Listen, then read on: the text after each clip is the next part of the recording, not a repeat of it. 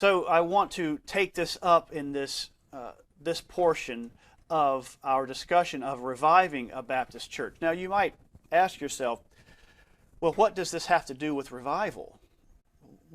Revival is all about evangelism. Revival is all about people being saved. So why are you talking about the conduct of seniors in the context of a revival discussion?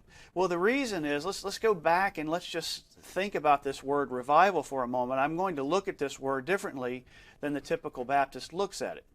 Think about what the word revival means. What does revival mean? It comes from a word, the word revive.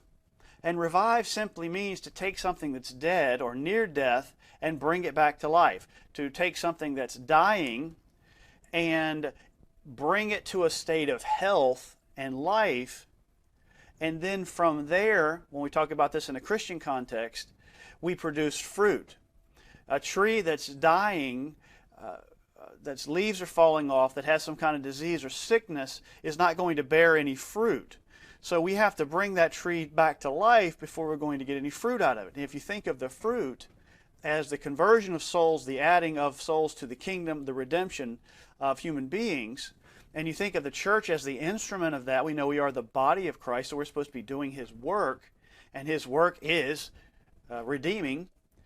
As long as we are sick and unhealthy, we are not going to produce fruit.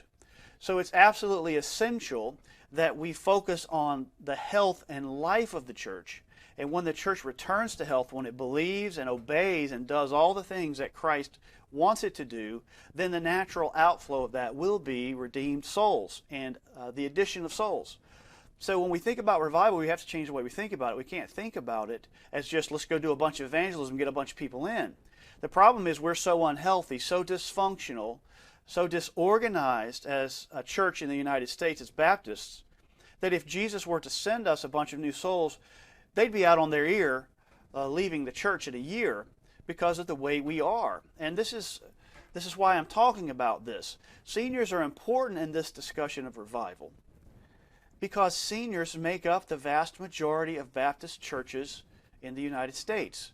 Now you're going to have a few contemporary churches, and they have their own weaknesses as well, and it'd be quite easy to point out the flaws in those, but we won't do that right now. We're going to look at most Baptist churches. Most Baptist churches, 90% at least, are over the age of 60.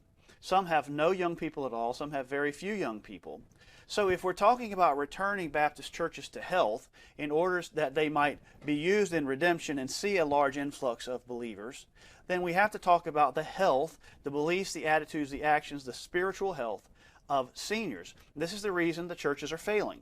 You can't look at a church as just one big blob. You have to look at it as individual souls that are saved and discipled and trained. And if those disciples become sick, then the church becomes sick. If the church becomes sick, then revival is impossible. And our churches are sick. Our seniors are sick.